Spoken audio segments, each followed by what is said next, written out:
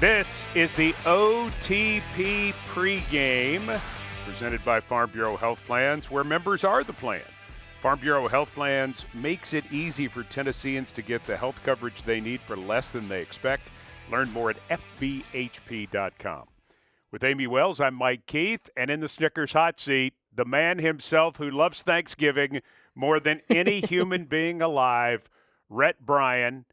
I know you and your family had a good Thanksgiving. Oh, yes. The smoker and the grill was going, and the delectable, delightful things were eaten. We're off to Washington, but will your family have leftovers throughout the entire weekend? Oh, I made enough. They absolutely will. And hopefully I'll have something to snack on maybe post-victory. Post-victory. When we come back in Sunday night. We're going to Northwest Stadium.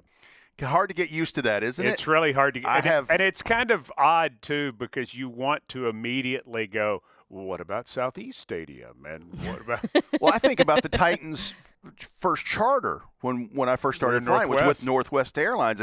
But I think it's a credit union or something like that. Anyway, I'm so used to saying the other thing that it was for all of its existence, basically. And I'm like, Northwest Stadium, okay. Yeah, then the directional thing goes in. Yes, Northwest Stadium. Maybe the last time we'll go there.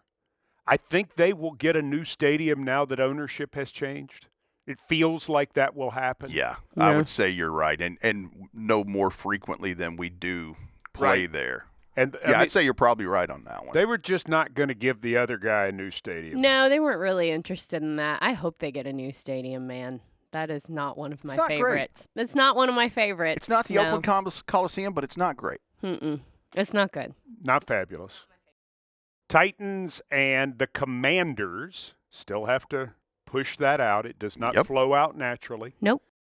Titans and the Commanders, Sunday, 12:02 Central Time kickoff, Titans Radio, 11 o'clock, Titans Countdown, hosted by these two people, Amy Wells and Rhett Bryan. Hey. Hello. They let others of us be on the program from time to time. Yeah, you're good at what you do. You're so all sure. welcome anytime. Ready for 5 topics? Let's go. On the pregame, well, guess who gets the first topic? Amy Wells. Sure. Okay. Amy, you got to sit down with Will Levis that everyone saw on the last OTP. And by the way, getting a lot of play all over the place. Well, I'm glad because he's a great guy to talk to. And he's a quarterback. He's a quarterback, yeah. If you didn't see the Monday OTP with Brian Callahan, which was very interesting, by the way, Brian Callahan, a lot of inside baseball stuff in terms of play calls. I mean, we went too long with him. We really did. We did. But the good kind. Yeah, because I was just really asking all kinds of – I mean, he's fantastic. But Will Levis is also on that OTP, so you can watch it on the Titans YouTube channel, TennesseeTitans.com. And, of course, if you're a subscriber, you get it delivered to you Monday nights, and we're glad for that. Expand on – what the sit-down was like with Will Levis outside of what we just saw. What was that experience like? Share that with the OT people, please. You know, it was exciting to talk to him immediately following a win because you could tell that he was feeling really good, which was a nice change because we've seen him really kind of go through it this season. So he came in feeling light. He came in a very good mood. And so I was like, yes. That's going to be good. And as we started talking, you can feel that he's starting to find his sweet spot. He's starting to find some comfort and some confidence, I think. And so as the conversation's going on and we're just kind of talking, you could even see, or I felt like I noticed, his body language change a little bit. He went from, this is an interview to, okay, we're just talking, and you can almost see him settling in. You can see him finding his place. And I just am so happy for him that it feels like he's starting to hit a point where he's not just thinking, because he's trying to learn and he's trying to find what feels good. And it's like anything, like when you're starting a new job and the first couple weeks of it, it's like everything feels really hard because you don't know where the staplers are and you don't know where the bathroom is. And it's just hard to find your footing. I feel like we've been watching Will Levis go through kind of an extended period of that where everything is just hard, whether it's his fault or not. Things have just been tricky for him. Right. And it feels like finally that's starting to let up. And you're starting to see that in the way that he talks, the way that he presents himself, the way that he just interacts with people. And I was so encouraged about that part of it, that you could leave that conversation, I felt, and be like, all right, this guy's got it. Like, he's here. And it felt really good to be able to have that interaction with him that was a little less like formal, like at a podium talking to the media. We were just two people having a conversation, and it felt good to feel like he was as comfortable as I was. We were at an event, and I sensed the same thing. Yeah. And he was obviously more on than I was. I was just there to be a bystander, more or less, and he was there as part of the group of players. And I was very impressed, as I always am. I'm a fan. Mm-hmm. I think those of us who have the opportunity to really get to know him are fans of his. He's a good guy. Yes. And he works exceedingly hard. And Mike Vrabel said it. Rand Carthon said it. Brian Callahan said it. They've all said, we want him to just relax. I mean, through the 2 years he's been with the Titans, 2 different staffs, which hasn't been easy. But they just want to see him have an opportunity to just be a guy, to not feel like he has to be on all the time and trying so hard. Because the thing about Will, Rhett, he wants to please. He wants to do well. He is conscientious. But you can get inside your own head sometimes when you're like that, and they want to make sure he doesn't do that. I'm going to give you my Coach Mack impression, first of all, about this. Let me tell you something. I've been around this league a long time. How many years, Coach? 39, about 4 decades worth. I know good from bad when I hear it. That interview she did, seriously, with Will was really good. It was good. It was insightful. Thanks, Rep. And I think you hit the nail on the head, Amy. He settled. It's like a house that's built, and maybe construction, something went a little wonky, but the earth has a way of making that house kind of settle in. He settled in now. It wasn't forced. I didn't hear his wheels turning when he was giving you answers. Right. It was, and I could hear he was a little more buttoned up to begin, to your point. But as you got towards the end, I think he was like, oh, I'm able to exhale a little bit. And I thought it was fantastic that you gave him an opportunity to give a shout-out to the Titans defense. That was great. And he took that and ran with it. But, yeah, he is, I believe, in a really good place right now, or the beginning of one. And I'm excited at the prospects. Like, I believe you ask him a question about carryover. I think that's a real chance. It is. I really do. Because people always talk about the buy-in. There's more than a buy-in in that locker room. Yeah. There's a belief. Right. And there's a belief in him. And now that they're starting to click on cylinders correctly, hey, look out. It could be a lot of fun down the stretch here. I mean, what this team has needed is traction. It has consistently felt like we're there, we're doing everything, but we're just spinning right now. Right. And you just needed something to grip on for a second. And now you can see things going. And I think the thing that needed to create that traction was Will Levis. I think that more than anything else. Yeah. Will Levis having a good game, Will Levis being able to kind of get out of his own way, do the things he needs to do, and just be a quarterback got this team the traction that it's needed to kind of grip onto something and say, okay, now we can start propelling ourselves forward here. But it's felt like so many different things were just spinning, and everybody's working so hard trying to make it all work. We needed someone to just go, play, and lead this team in the right direction. But you know what's funny, too, is when a guy starts to do that, the fan base picks up on it because – so he threw the interception that was returned for a touchdown. Brian Callahan talked about that on Monday with us, about why that happened, and he made clear, he said it was as much a play call as anything. We were trying to do one thing, they made a smart play, they got us, and that was a good explanation. And yet, I have not heard people pick that out and dwell on it, because I think people are seeing the rest of what he's doing. And so they're saying, look, okay, bad play. Whose fault it was, it doesn't make any difference. We like all the other good plays. Let's keep going. We can win with this. nobody said, oh, that was a stupid play. That was a foolish play. It's a football play.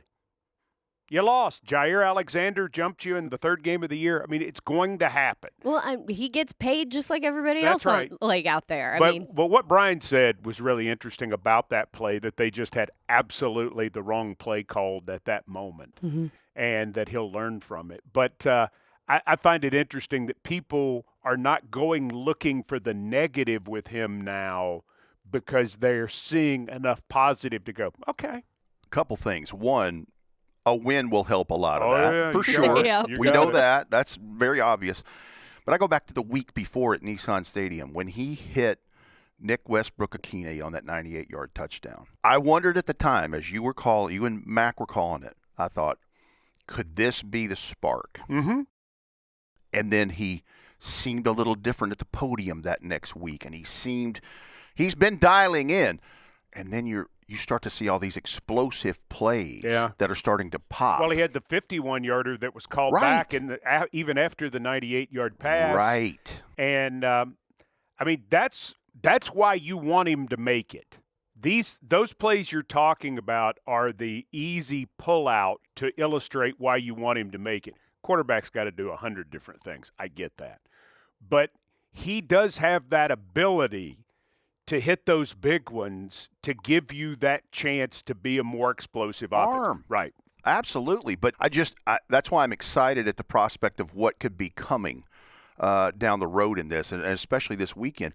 I go back to something you guys had a really good interview with Bram Weinstein, the voice of the Commanders, on the Brian Callahan show on Monday. And you brought up something that I hadn't thought about, but this opponent this weekend isn't much different from where the Titans are in terms of roster turnover, coaching change, young GMs, all of these things. One started off really well, and one started off not so great. And the tables have turned a little bit because the Commanders have started 7-2. They dropped their last 3 in a row, back-to-back division games. They're trying to get back out of the ditch. And Bram Weinstein had a great point. He's like, they needed to get to their bye week. And that's why he was surprised that they dropped the one against the Cowboys last Sunday. But there are a lot of similarities there. Yeah, the Titans feel like, to use your phrase, they're gaining traction. Mm-hmm. The Commanders feel like they've lost traction. They're us on rewind. That's it. Yeah. And they played the easiest part of their schedule, for the most part, to begin with, and started 7-2. And, oh, by the way, the Titans' more favorable part of their schedule is upcoming. If you get this one, it's a conversation. It can get interesting. Now, if you don't, you not so much. Yeah. But if you get this one, knowing that you're coming home for a division game and then a Cincinnati team that is still Cincinnati but hasn't had a great year, and then you're going to Indianapolis, and then you're going to Jacksonville, who may be done for at that point. And same thing with Houston at the end of the year, because they may have wrapped up the division. Who knows? Or they may not have. Have you looked at their schedule? It's a little tricky. It's a little more tricky. And I'm not going anywhere yet. No. I'm just saying, if you get this one, there are conversations that can be had. There are conversations that can be thought about. Mike, to me, outside of the obvious with ball security on special teams, allowing 8 quarterback sacks, 3 turnovers, aside from all that, I guarantee you Denard Wilson has been preaching to these guys all week. Jaden Daniels must shut him down. Okay, must shut him down. I'm going to stop you there because you're getting into topic 2. Washington's offense, what scares you? Jaden Daniels. Okay. Because when you look at how they are dinged up in the run game, so Brian Robinson has an ankle injury, I think first series of that game last week against the Cowboys. Austin Eckler, he came back and tried to play and then could not go in the second half. So I think that is something. Had they shut him down after the first series, you're like, oh, okay. But he tried to go, probably didn't help it any. So I don't know if Brian Robinson plays. Austin Eckler. And he's been dinged up throughout the year. He has. Austin Eckler, nasty concussion for him. I'd be surprised if we see him. And that's his second of the year. Yeah. So I'd be surprised if we saw him the rest of the season. So there's Jeremy McNichols that we know very well. Very well. And then obviously Chris Rodriguez from Kentucky that they've had on the roster. They had just released him. They bring him back. I think there's a chance you see a couple of those guys like that. But Jaden Daniels is the leading rusher at 5.6 yards a carry in this thing. And I think what you hope for with the Titans and the defense in this, I think about all the great plays they had, like Tavondre Sweat at his first quarterback sack, and Jeff's kind of vibing with that, and they're attacking things. And, here's Jarvis Brownlee with his first interception. I hope that you can get a little Jaden Daniels rookie moment there where you saw it early in the year with him, but certainly his last year at LSU when he won the Heisman Trophy, trying so hard to make a play, extending a play with his body that he kind of runs into darkness. Because he's had busted ribs all year. Mm-hmm. The game against Dallas, he did run the ball well. Mm-hmm. He had 7 carries for 74 yards, so he was back to what he was doing earlier in the year when he was averaging 9 carries and 50-plus yards a game. He had really fallen off because of the rib thing, but he did run well against Dallas. He did not have a good game passing until the 86-yard play to McLaurin, which was, I don't want to say it was a fluke, but it was sort of out of nowhere. It was kind of crazy. It was totally crazy. So his stats ended up looking better than what he really threw the ball for or how they threw the ball in that game. I think you have to worry about Jaden Daniels. Mine is McLaurin. They don't call him Scary Terry for nothing. I mean, he's deep shot king, man. And he's a guy that if you can hold him off, I mean, it's pretty interesting. When he is held to less than 2 catches in a first half in his career, which has happened 28 times, they're 7-21. Mm-hmm. John Keim had that stat that I read from Washington. And so, that's your goal, is don't let him get started. And Dallas really did that the other day. He was not a big factor until the 86-yard pass. And you look at where he lives in the deeper territories. I think I saw a stat that he's got 12 tight window receptions, 20-plus yards or longer, 185 yards, 4 touchdowns, like some Amon-Ra St. Brown numbers. Oh, yeah. Like that's what his game is. Do you remember when we played him a couple years ago? Who had the big game, though? De'Ami Brown had the big game. He sure did. He had 2 catches for over 100 yards. He was 2 a touchdowns. rookie that year, He right? was. From North Carolina? He was. He can go. He kind of scares you, but McLaurin is the one. Mm-hmm. And Zach Ertz has had a rebirth being Washington's tight end. Did you have anyone else on the Washington offense? No, I had Jaden Daniels, too. Okay. All right. Sorry. No, that's okay. So Matt. I'll let you take topic 3 first. Oh. And this is not a question I thought I would be asking a couple weeks ago, but I think it's fitting now. Interesting. What should scare Washington about Tennessee's offense? Oh, that's a great question. And can I give an unexpected answer? Sure. I think it might be the deep ball. All of the sudden, the Tennessee Titans have these explosive plays that they're dialing up and just executing. Calvin Ridley is a real football player, ladies and gentlemen. NWI is a real football player. All of the sudden, we have these guys. Chiga Okonkwo's making these big, long plays. All of the sudden, it's happening, and it's a real thing that you have to account for now. Well, and I think another part of that, too, is what you saw, not toward the deep ball, but toward the passing game. Man, getting Tyler Boyd 6 catches on 6 targets for 55. I mean, his catches to targets are more important than most because he's in a position normally where the throws, I don't want to say the throws need to be automatic, but they are completable balls normally. And to have him get 6 catches on 6 targets for 55 yards, such a help to Will Levis to have that veteran receiver who can do that. Mm-hmm. What should Washington be scared about with the Tennessee offense, Rhett Bryant? Hopefully we get Tajay Spears to come back and be with Tony Pollard. It's Titans run game because their run defense, not that great. Mm-mm. And that's a place where I think you can exploit some things. They got some dudes in that front 7, but for whatever reason, getting after the quarterback and pass rushing, that's one thing, but if you can get – and Tony Pollard, by the way, good Lord, what a great Talk about addition. A real football player. Oh, my Woo. goodness. You know, he's second in the AFC in rushing again now. I believe that. Doesn't surprise me. And a lot of people, obviously Derrick Henry's number 1. Sure. But Tony Pollard's number 2. I've told people all year when they've lamented Derrick Henry's year in Baltimore, Derrick's doing great. You know, bless his heart. It's going – well, I say that in the best sort of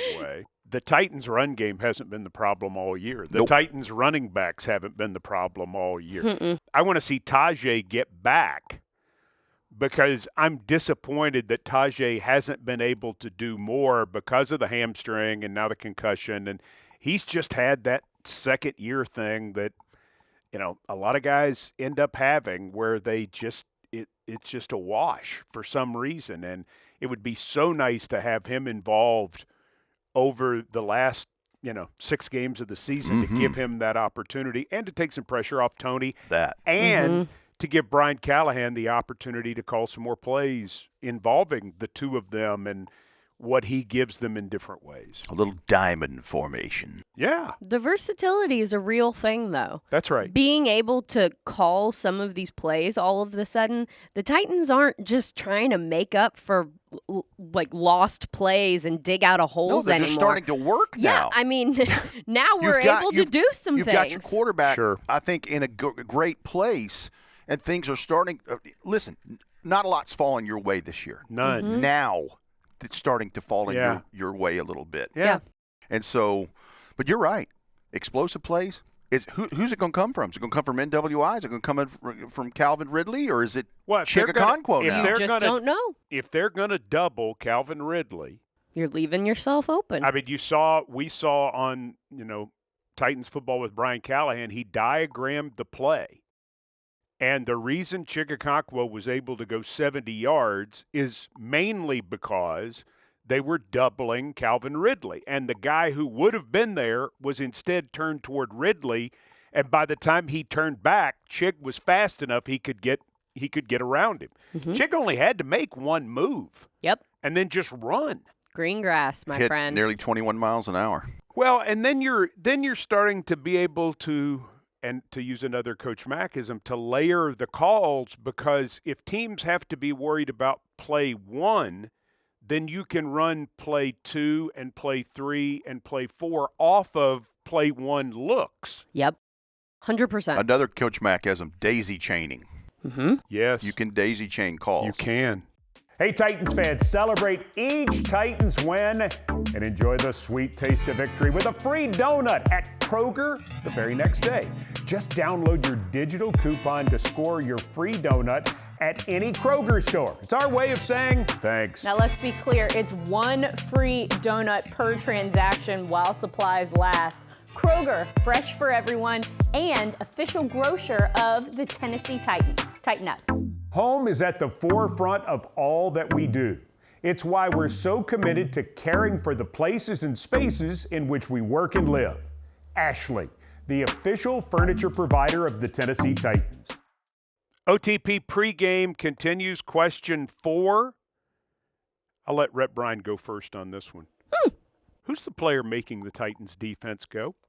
I still say Jeffrey Simmons. Yep. Because he's got him a tag team partner now in Big Meatloaf Sweat. And I think he's another one that's in a good place. But you can argue that it's other people for sure. One in particular that had a great game in Houston. Who? Kenneth Murray. Well, yes.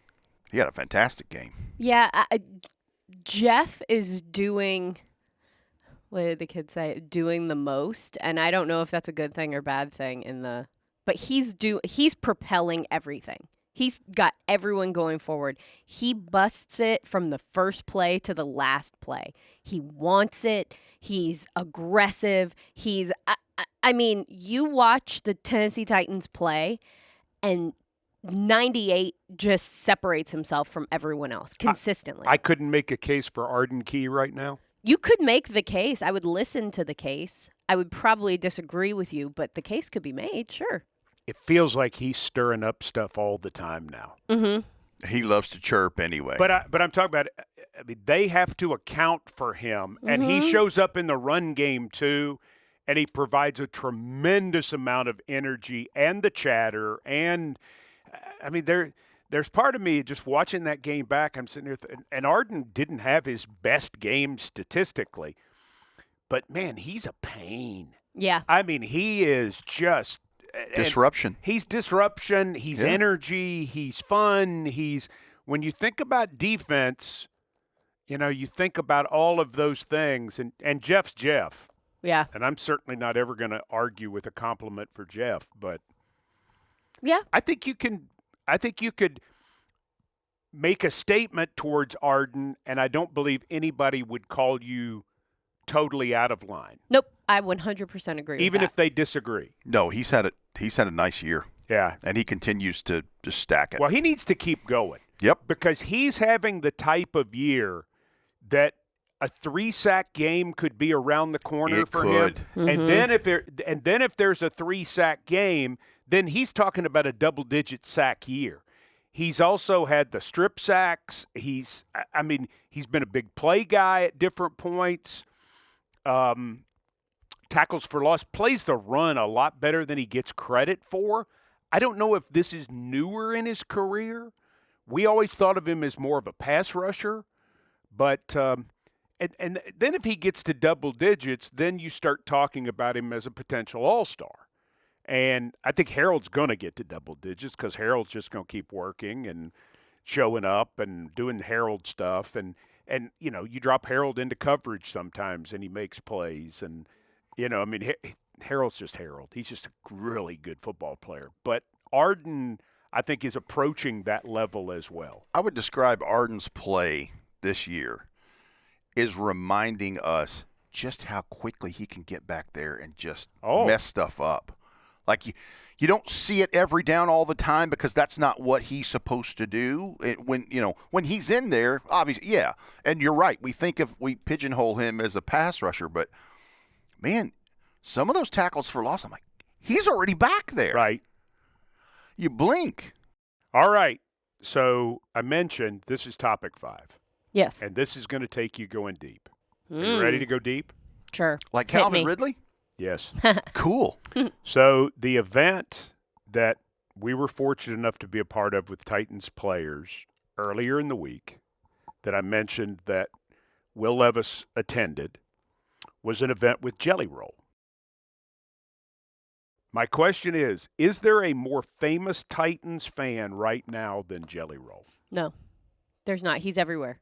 He was on a People magazine at the grocery store yesterday. So I said something to him about that. Yeah. I said, congratulations. He goes, yeah, that was cool. I'm like, yes, it was. Yes, it is I cool. agree. That was cool. Mm-hmm. It is cool. I mean, he's everywhere. Everywhere. If there's a bigger Titans fan that's of that profile, I don't know who it is. I can't. I mean, he's into everything. Yeah, there are famous Titans fans. Yes. But I mean, don't he is think just red hot right now. You want to hear the coolest part, though? Huh. Is so he finishes the tour, 58-city tour, not even counting all the one-offs they did in different places and him singing with Brooks and Dunn at the CMAs and all of the other stuff. So he goes to all these stadiums and all the things that he does, and they give him, like, jerseys and all kinds of stuff. And he graciously accepts the jerseys. Won't wear them. Nope. Says he only wears one jersey. It's two-tone blue. My guy. I appreciate the loyalty. You dang right. I mean, I appreciate the manners in being polite and saying, sure. Thank you for this fine. I mean, I'll take a jersey. Like, hang it in your house. Do whatever you want. But, right. make a quilt out of it. Like, sell do whatever it on you eBay. need to do. A Yeah, jelly quilt. On eBay. Jelly roll touch. Don't do that. Yeah, that would be. But, yeah, always accept the gift, sure. But with politeness, not be some jackal who goes, I don't want your stupid jersey. No, you're polite. They're giving you a jersey. Thank you. That's a the great gift. Appreciate the sentiment. Yeah, absolutely. Thank you so much. Have some manners. He has manners. And but he also has boundaries. He has boundaries. And I like that, too. I like boundaries and I like loyalty. Yeah, I can't think of anybody right now who's not as popular as he is right this moment. Nope. I mean, he is everywhere. And Faith Hill was at the moment when we got here, and she sang the national anthem at the stadium, and then she sang the national anthem she's still sure. I mean, Faith Hill, come on. I mean, she's amazing, but she's not as everywhere as Jelly Roll is. No, this dude is turning into a mogul. Yeah, he's an empire. It's crazy. The Jelly Empire. Just a dude from Antioch. And and I'll ask you this too.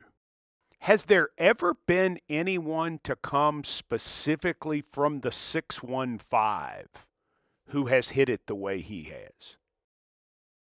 Again, if I mean, people have moved here. Yeah, but and they're people from Nashville, and they're people from Tennessee. But a native of Middle Tennessee. But no, I'm talking about a native of Nashville.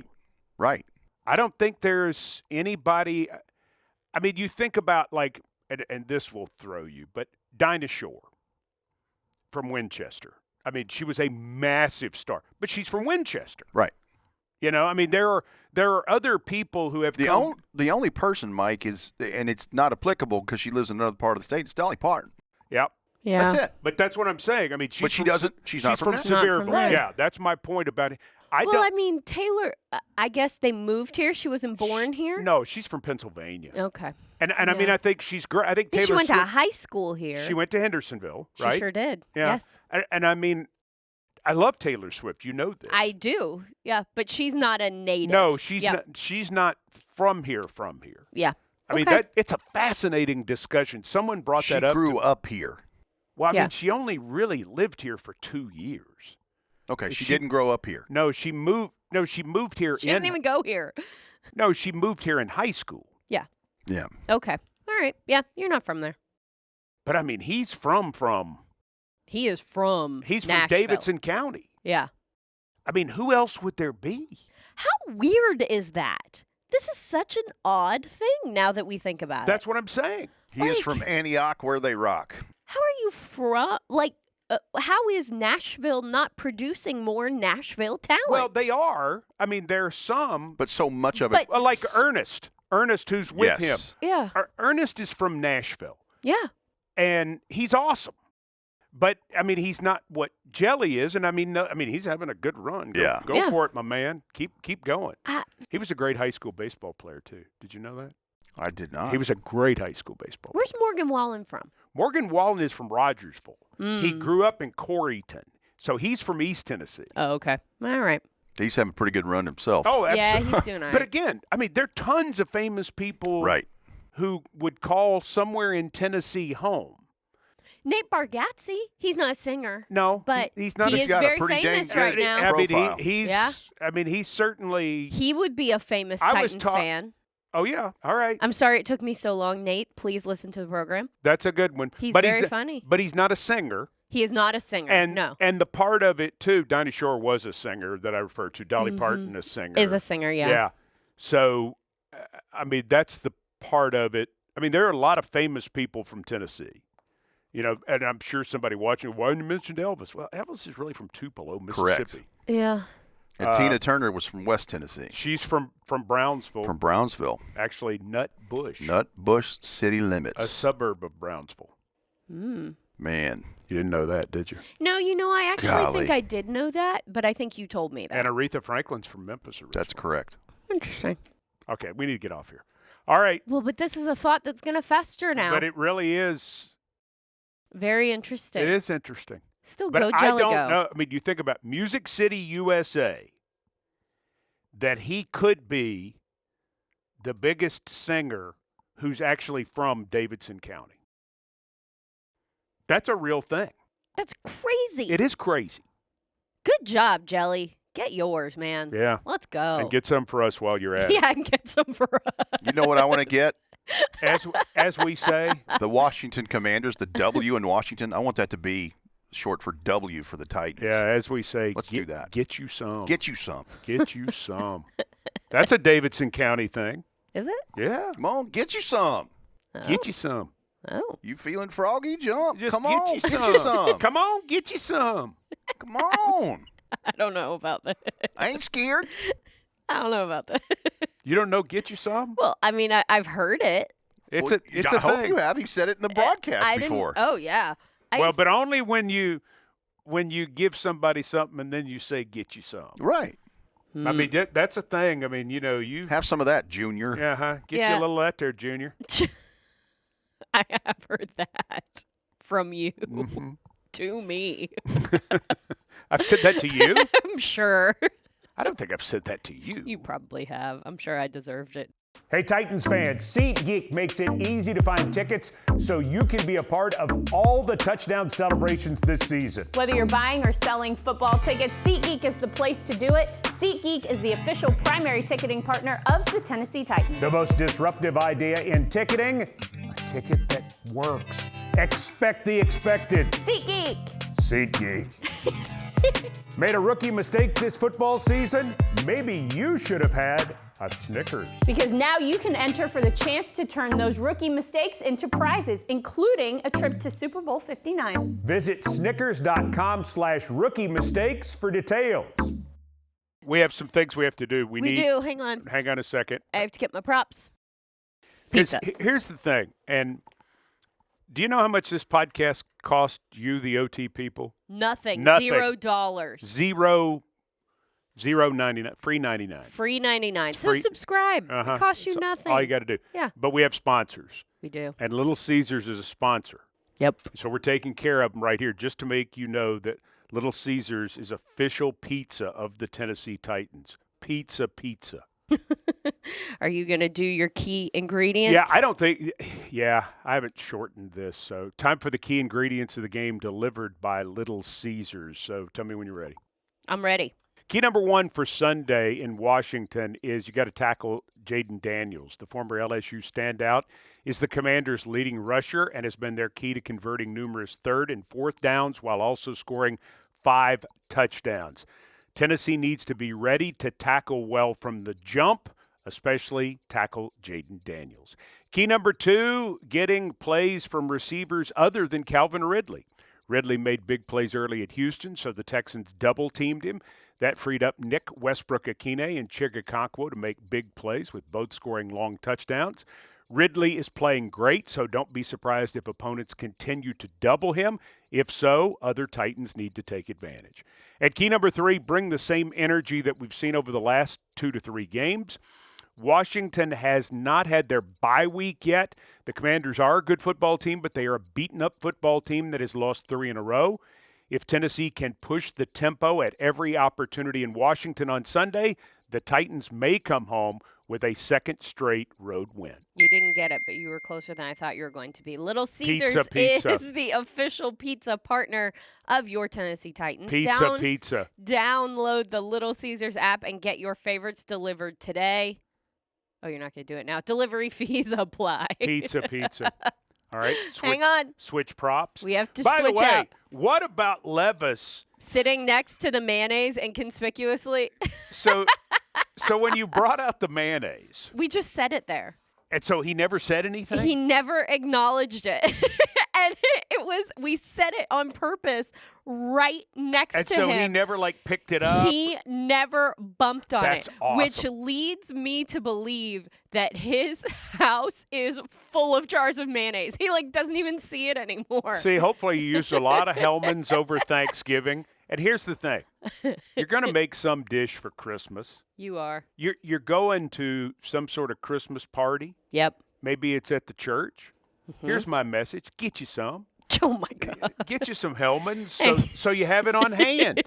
Just go in the store and say, I got to get me some Hellmann's. I got to find that Hellmann's. Yeah. By the way, I still love Will Levis's commercials. I think they're really funny. I mean, the more I get to know him, the funnier they become. Because they are so not him. They're so not him, and he plays it so He plays it really well. Okay, I have to do my mayo-tivation. Yes, it is a mayo-tivation from Hellmann's. Get you some. Oh, my gosh. Mayo, Titans cheers, be loud, and your buffalo chicken dip make you, yo mama, and the entire family. It doesn't say yo mama. It says your mama. No, but that's how you've got to say it. You No, can't say it's not. your mama. Oh, but Nobody You're already says saying that. mayo. Yeah, you got to say yo mama. No, don't. And the entire family proud.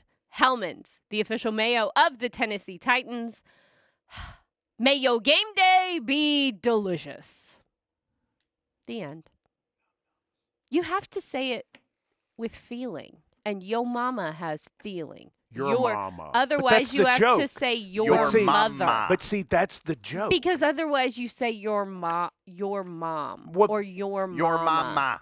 But see, like, no. See, it's but that's yo what I'm saying. Mama No, it's or not your yo. mom. It's not a joke. You're reading it for the effect. See, let me read it. No. Mayo, Titans cheers be loud, and your buffalo chip make you, your mama, and the entire family proud. You just said buffalo chip. You can't even read the thing. It says buffalo right. chicken dip. If you're going to correct me correctly. Wow.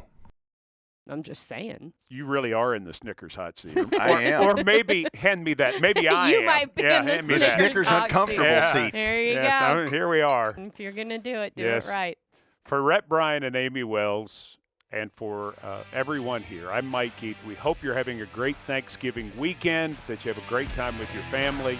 Tighten up, everyone, and thank you for joining us for the OTP.